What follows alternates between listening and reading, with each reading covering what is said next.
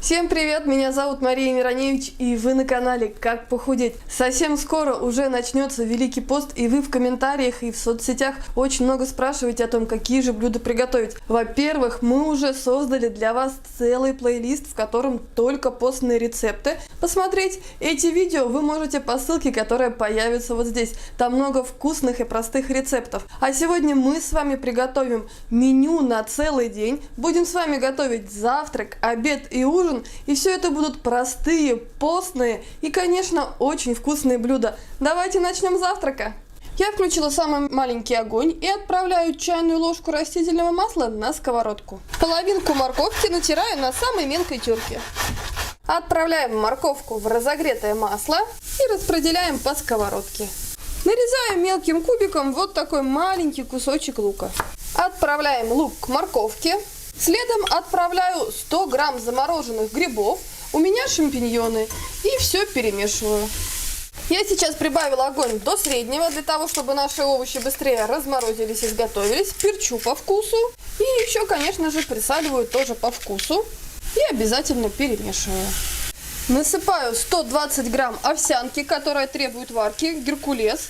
Это на 2 порции. Смешиваю и добавляю 400 мл воды. После того, как добавила воду, я все перемешиваю для того, чтобы наша каша с грибами приготовилась равномерно. Убавляю огонь до минимального и оставляю на 20 минут до готовности хлопьев. Это время можно посвятить сборам на работу или подготовить что-то для обеда. Наша овсяная постная каша вкуснейшая, с луком, грибами и морковкой готова. Посмотрите, какая она аппетитная. Это не какая-то не самая приятная овсянка на воде, а это настоящая радость желудка. И что немаловажно, именно такая каша в пост зарядит вас сытостью, энергией, ну и отличным настроением на целый день.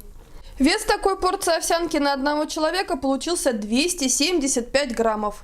Итак, завтрак наш с вами готов. Это значит самое время задуматься о том, что же такого вкусного и одновременно постного приготовить на обед. У меня есть решение. Это отличный, очень вкусный, сытный, ароматный суп. Такая моя личная вариация на тему харчо. Рецепт беспроигрышный, нравится всем в моей семье. И я с удовольствием поделюсь таким простым рецептом с вами. И, кстати, как и многие рецепты, мы будем с вами готовить в одной кастрюле. Лишнего ничего пачкать не будем. Начинаем.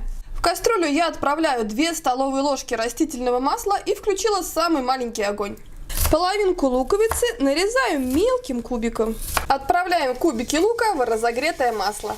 Половинку морковки натираю на самой мелкой терке. К луку отправляем морковку и перемешиваем. Сладкий перчик сначала нарезаю полосочками, затем мелким кубиком. Отправляем яркие кубики сладкого перца к луку и морковке. Ну и, конечно же, перемешиваем. Конечно же, необходимо хорошенечко поперчить по вкусу. И я добавляю домашний томатный соус, который я использую вместо кетчупа.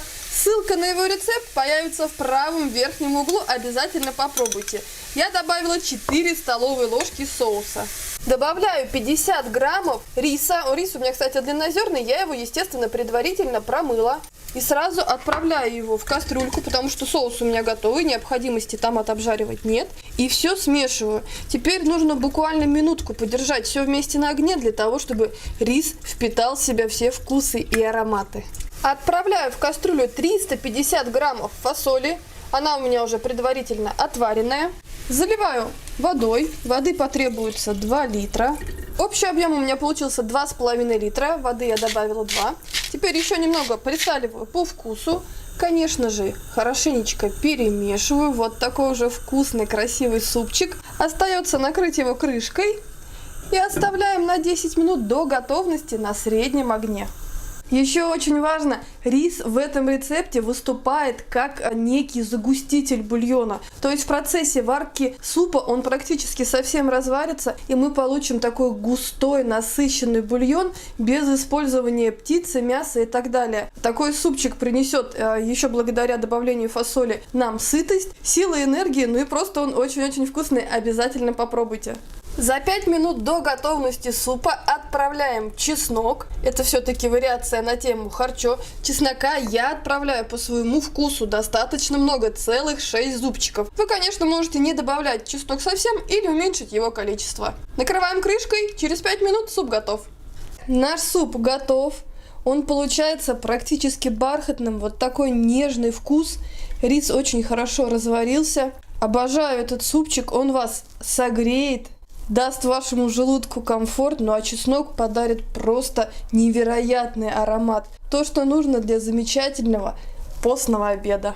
Моя порция такого вкусного супа 398 грамм.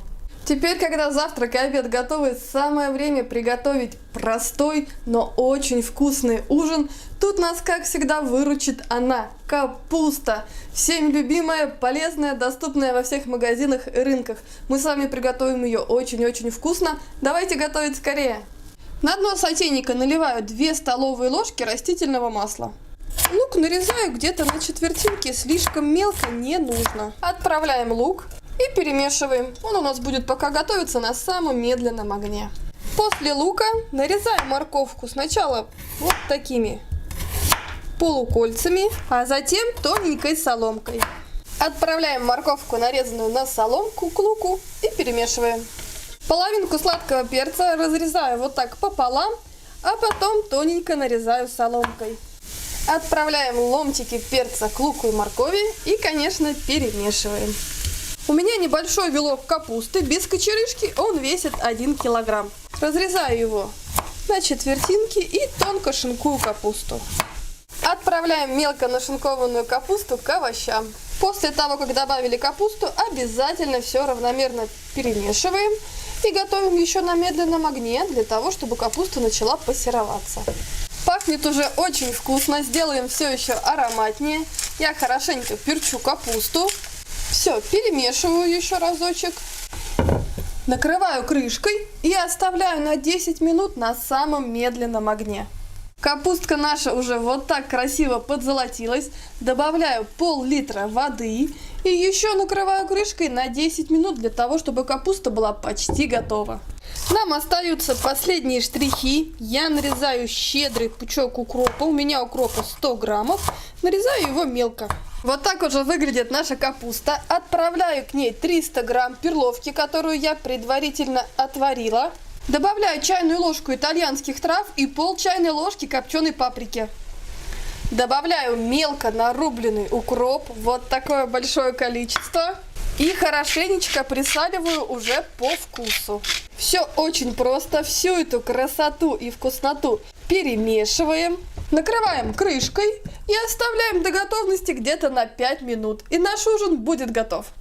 Наша сочная, ароматная, яркая благодаря добавлению морковки и сладкого перца капуста готова. За сытость здесь отвечает перловка. Так что у нас с вами получился полноценный постный ужин, после которого мы себя будем чувствовать отлично. И самое главное, мы будем сытыми и получим как можно больше витаминов и питательных веществ.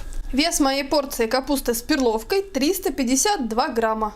Я очень рада, что теперь для тех, кто решил поститься в этом году, есть меню на целый день с простыми вкусными рецептами из самых обычных простых продуктов. Обязательно делитесь вашими постными рецептами в комментариях и вообще делитесь вашим мнением в комментариях, какие блюда вам понравились больше всего. Обязательно напишите об этом, это мне очень помогает, меня это вдохновляет и заряжает позитивом. Вот здесь появятся еще наши новые, полезные, интересные и, конечно, очень и очень вкусное видео. С вами была Мария Мироневич. Я желаю всем любви и добра.